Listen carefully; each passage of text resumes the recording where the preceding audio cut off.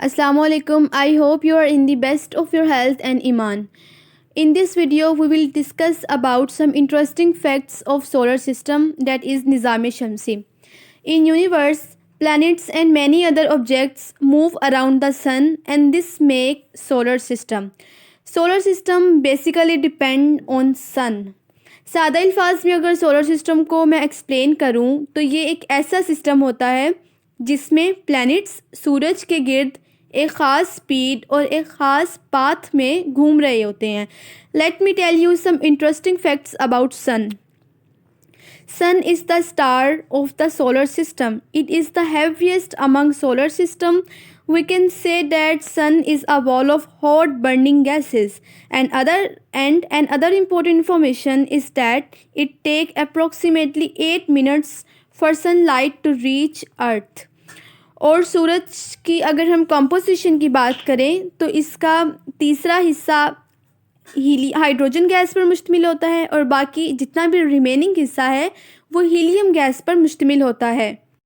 और इसके अलावा सूरज पर डार्क कलर के पैचेस बने होते हैं और इन पैचेस को क्या बोलते हैं?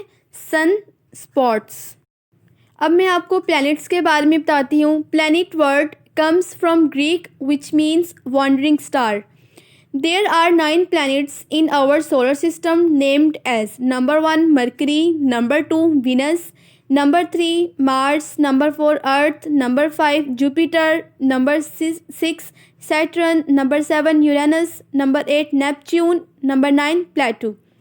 रिसेंटली प्लेटो को सोलर सिस्टम से डीक्लासीफाई कर दिया गया है, जिसका मतलब ये है कि अब हम प्लेटो को सोलर सिस्टम का हिस्सा नहीं मानते.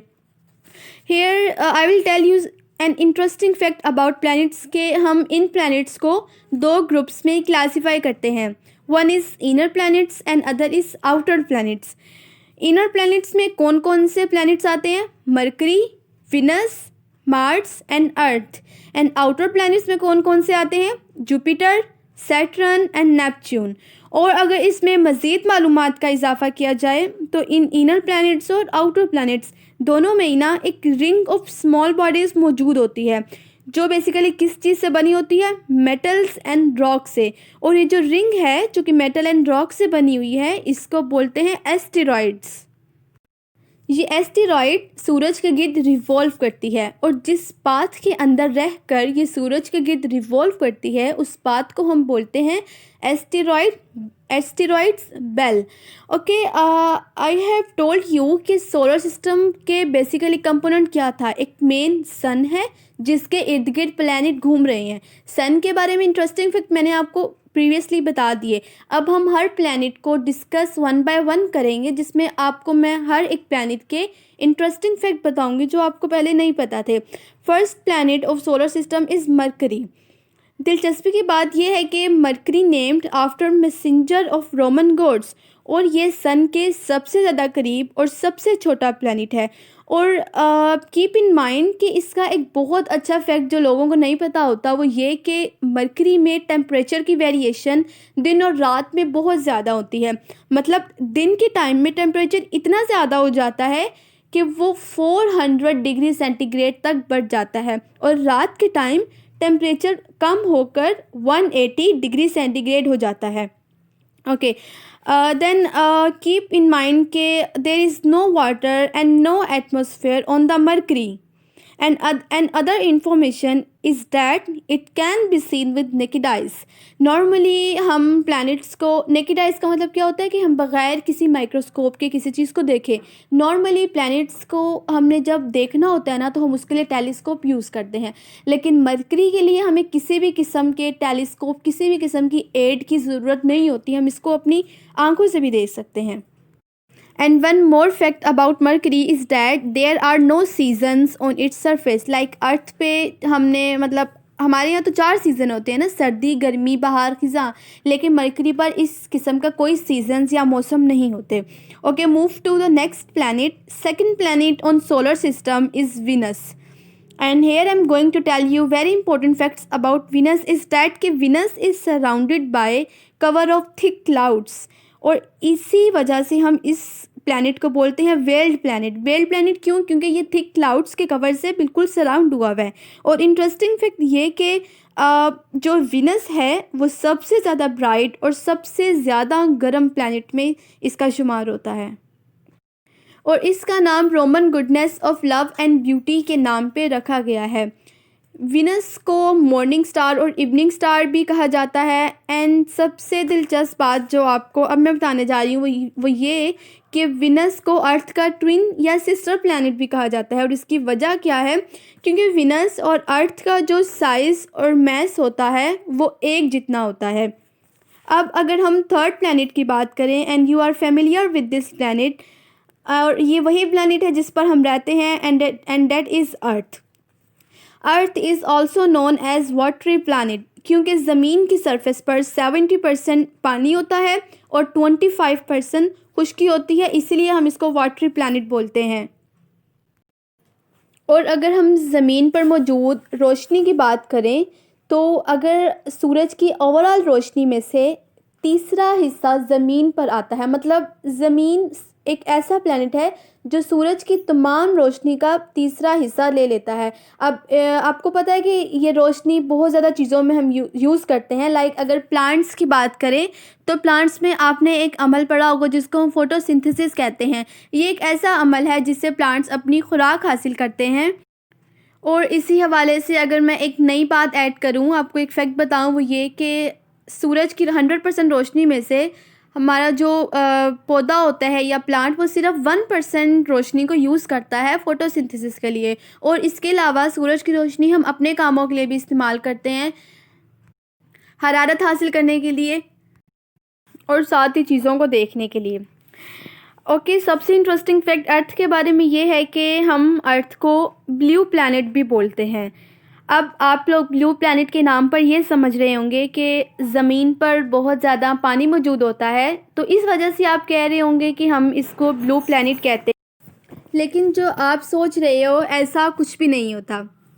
दरअसल जब सूरज की रोशनी ज़मीन पर पड़ती है तो ज़मीन क्या करती है, उस रोशनी के साथ उसको स्कैटर कर देती है, और उस ही रोशनी के स्कैटरिंग इफ़ेक्ट की वजह से वो अपने इर्द गिर्द एक ब्लू कलर का इफ़ेक्ट प्रोड्यूस कर लेती है।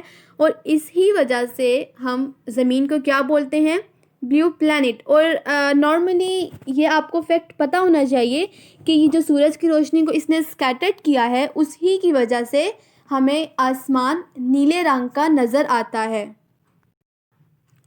अब आपको एक और फैक्ट ज़मीन के बारे में मैं बताती चलूँ कि तमाम प्लैनेट्स में जो मैंने आपको नाम बताए उसमें सिर्फ ज़मीन ही एक ऐसा प्लैनेट है जिसमें मौसम आते हैं, सिर्फ इसी में ही सीज़न होते हैं। और फिर एक आम इंसान सोचने पर मजबूर हो जाता है कि सिर्फ यही प्लैनेट ऐसा क्यों है जिस पर मौसम आते जाते हैं, बाकियों पर क्यों नहीं आते। तो इस सवाल का मैं आपको जवाब देती हूँ जो कि बहुत ही इंटरेस्टिंग है। वो ये कि ज़मीन जब सूरज के गिर्द घूमती है तो वो घूमती क्यों है, वो अपने टिल्ट की वजह से घूमती है। और इसी टिल्ट की वजह से सूरज की गर्मी की शिद्दत ज़मीन पर कम या ज़्यादा होती रहती है। अब जब गर्मी की शिद्दत बहुत ज़्यादा हो जाती है तो इसका मतलब ये है कि अर्थ पर ज़मीन पर मौसम गर्मा चल रहा है। और जब सूरज की गर्मी की शिद्दत ज़मीन पर कम हो जाती है तो हम ये कह देते हैं कि ज़मीन पर अब सर्दियाँ आ गई हैं, मौसम सर्द स्टार्ट हो गया है। और इसी को ही हम क्या बोलते हैं, मौसम का बदलना बोलते हैं, जो कि बेसिकली किस वजह से है, ज़मीन का टिल्ट होना। और अब ज़मीन के बारे में तो मैंने आपको फैक्ट बता दे, अब मैं आपको मून के बारे में एक बहुत अहम मालूमात देती हूँ। वो ये कि मून एक प्लैनेट नहीं है बल्कि ये एक सेटेलाइट है जो ज़मीन के गिर्द घूमती है। और एक बहुत ही मज़े का फैक्ट ये कि जो चांद होता है मून, उसके ऊपर कोई किसी किस्म की एटमॉस्फेयर नहीं होती, उसके ऊपर कोई वेदर नहीं होता, मौसम किसी किस्म का नहीं होता, ना ही उस पर बारिश होती है, उस पर हवा भी नहीं होती है, उस पर क्लाउड्स बादल भी नहीं होते हैं। और वो इन्हीं खसूसियात की वजह से हम ये कह देते हैं कि मून पर लाइफ पॉसिबल नहीं है।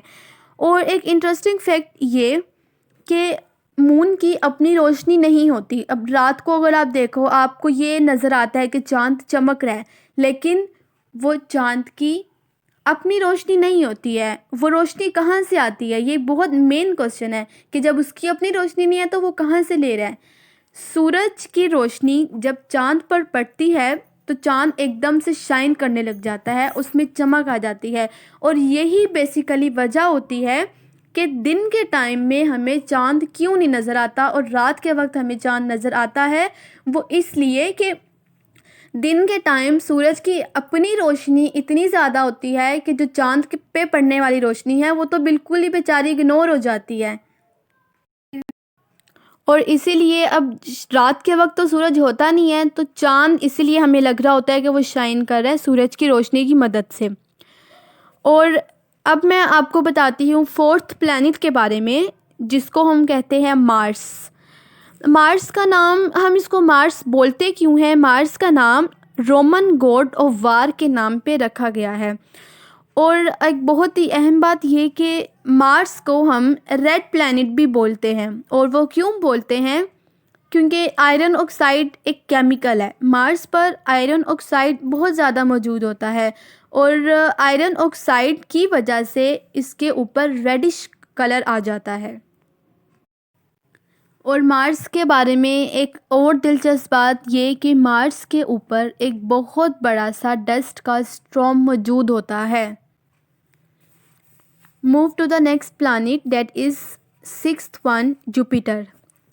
अच्छा, जुपिटर का नाम, हम इसको जुपिटर बोलते क्यों हैं? इसकी बेसिक्स ये हैं कि जुपिटर का नाम रोमन गॉड जुपिटर के नाम पे रखा गया है। और जुपिटर के बारे में साइंटिस्ट का कहना ये है कि इस प्लैनेट के ऊपर रेड स्पॉट्स मौजूद होते हैं। और इंटरेस्टिंग फैक्ट ये कि बाकी तमाम प्लैनेट से अगर हम कंपेयर करते हैं जुपिटर को, तो इसकी स्पीड बाकी तमाम प्लैनेट से सबसे ज़्यादा होती है। और ये अपना सिर्फ एक चक्कर 10 घंटों में मुकम्मल कर लेता है। मतलब इसकी स्पीड इतनी ज़्यादा है कि सिर्फ 10 आवर्स में ये अपना एक चक्कर कंप्लीट कर रहा है। बाकी तमाम प्लैनेट्स में सबसे ज़्यादा इसकी स्पीड है। और एक और फैक्ट ये कि जो जुपिटर होता है उसके इर्द गिर्द एक स्ट्रक्चर होता है। वो स्ट्रक्चर किस किस्म की शेप का होता है? उसकी एक रिंग लाइक शेप होती है, जिस तरह रिंग होती है गोल सी, उस टाइप का स्ट्रक्चर जुपिटर के इर्द गिर्द होता है। और ये जो रिंग लाइक स्ट्रक्चर है ये बना किस चीज़ से होता है? ये डस्ट पार्टिकल से मिलकर बना होता है। हमें बिल्कुल दूर से ऐसे लग रहा होता है जैसे एक रिंग है, बिल्कुल जुपिटर को उसने सराउंड किया हुआ है। और जब हम उसको करीब से देखते हैं तो उसमें डस्ट पार्टिकल बहुत ज़्यादा होते हैं, उस रिंग में बिल्कुल घेरा होता है उसने जुपिटर को अपने गिर्द। और मज़ीद ये बात अगर मैं ऐड करती चलूँ कि जुपिटर पर जो हवा होती है वो बहुत ज़्यादा तेज़ होती है। ऑल द टाइम जुपिटर पर तेज़ हवा चलती रहती है।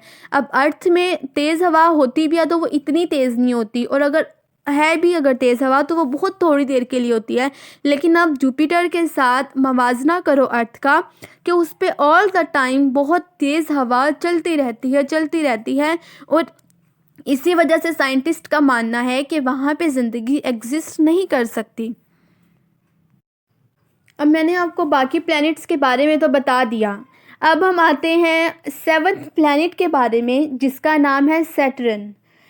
सैटर्न के बारे में फैक्ट ये है कि सोलर सिस्टम के तमाम प्लैनेट में से सैटर्न दूसरे नंबर पे सबसे बड़ा प्लैनेट माना जाता है। और इसका नाम कहाँ से ओरिजिनेट करता है? इसका नाम रोमन गॉड सैटर्न के नाम पे रखा गया है। और इंटरेस्टिंग फैक्ट ये कि जिस तरह मैंने आपको जुपिटर का थोड़ी देर पहले बताया कि उसके गिर्द भी रिंग होती है जो कि डस्ट पार्टिकल से मिलकर बनी होती है, सेम हमारे पास सैटर्न में भी ऐसी सी ही गिर्द होती है। इसके इर्द गिर्द एक रिंग होती है जो किस चीज़ से बनी होती है? बर्फ़ से बनी होती है, सैटर्न के इर्द होती है। और हम इसको नेकेड आई से देख सकते हैं। मतलब इसके लिए भी हमें किसी भी किस्म के टेलीस्कोप की मदद की ज़रूरत नहीं है, हम आराम से इसको इंसानी आँख से देख सकते हैं। और एक बहुत ही इंटरेस्टिंग फैक्ट ये कि अगर हम अर्थ और सैटर्न के वेट मैस का मवाजना करें तो सैटर्न 95 टाइम्स हैवियर होता है अर्थ से। मतलब अगर अर्थ का आप सपोज़ करो कि मैस 1 kg है, सिर्फ आपने फ़र्ज़ करना है, तो जुपिटर सैटर्न का जो वेट है वो 95 kg होगा, मतलब 95 गुना ज़्यादा होता है अर्थ के मुकाबले में। अच्छा, अभी तक मैंने आपको बता दिया है 7 प्लैनेट की डिटेल। अब हमारा जो आखिरी प्लैनेट है 8th प्लैनेट, उसके फैक्ट में आपको बताती चलूँगी, जिसका नाम है यूरेनस।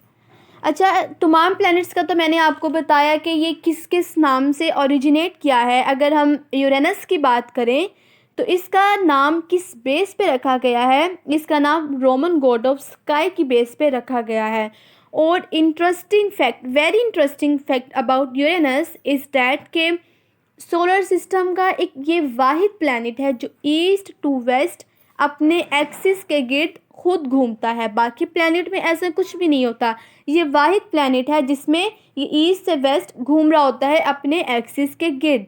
और इसके बारे में मेन चीज़ ये कि ये बहुत ज़्यादा ठंडा प्लैनेट होता है, मतलब it is termed as good cold planet. और यही वजह है कि अभी तक यूरेनस पर लाइफ का कोई भी चांस नहीं मिला साइंटिस्ट को। और ये भी कहा जाता है कि जिस तरह हमारी अर्थ सॉइल इस तरह की चीज़ों से मिलकर बनी होती हैं, रेत आ जाता है, मिट्टी, रॉक, लेकिन जो यूरेनस होता है वो सिर्फ रॉक से मिलकर बना होता है, उसमें मिट्टी और रेत जैसी चीज़ें नहीं होती। बहुत ठंडा प्लैनेट है और सिर्फ रॉक से मिलकर बना है। ये मैंने आपको बता दिया यूरेनस के इंटरेस्टिंग फैक्ट। अब मैं आपको बताऊंगी आखिरी प्लैनेट के बारे में, जो कि है नेपच्यून। और इसका नाम कहाँ से अख़ज़ किया गया? इसका नाम रोमन गॉड ऑफ सी के नाम से रखा गया है। और अगर मैं आपको ड्यूरेशन बताऊं कि कितनी ड्यूरेशन में ये सूरज के गिर्द अपना एक चक्कर पूरा करता है, तो वो ड्यूरेशन होती है 164.79 ईयर्स। मतलब ये इतनी ज़्यादा ड्यूरेशन में सूरज के गिर्द अपना सिर्फ एक चक्कर पूरा करता है। और सबसे दिलचस्प बात ये कि मैथमेटिकल प्रेडिक्टर्स के मुताबिक नेपच्यून वो एक वाहिद ऐसा प्लैनेट है जो सबसे पहले डिस्कवर किया गया था। ये थे interesting fact about solar system, sun and various planets. Hope आपने वीडियो को बहुत ज़्यादा इंजॉय किया, आपने नॉलेज गेन किया। Now don't forget to like and subscribe my page and do share with your fellows. अल्लाह हाफिज़।